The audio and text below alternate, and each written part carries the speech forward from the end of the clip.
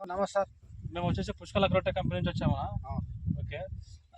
మిరప వేశారు కదా మీరు, మందులు ఇచ్చారు కదా, మన కంపెనీ వాళ్ళు ఇచ్చాం కదా. ఎట్లా ఉంది, ఏమి బాగుందా?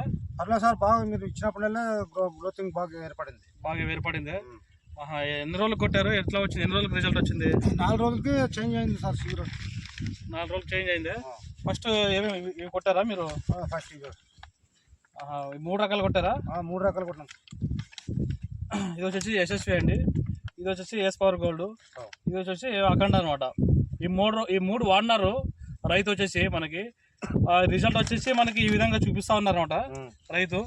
బాగుందా రిజల్ట్? అయితే ఇది కూడా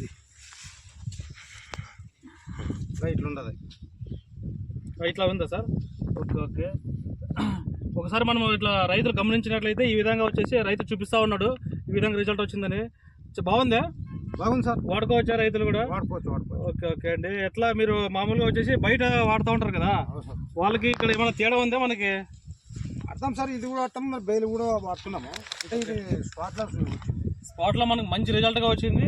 ఇంకోటి ఏమంటే రైతు ఆనందం అనేది పట్టలేకపోతున్నాం అన్నమాట. మనము మన మందులు వాడినాకనే రిజల్ట్ బాగా వచ్చింది, పంట బాగా తిరిగిందని రైతు చెప్తా ఉన్నారు అనమాట. బాగుంది అయితే, వాడుకోవచ్చా? ఓకే. మన ఏ ఊరు సార్ మనది? దొడ్డనకేరి, కర్నూలు జిల్లా ఆదోని మండలం. Okay okay sir, thank you sir.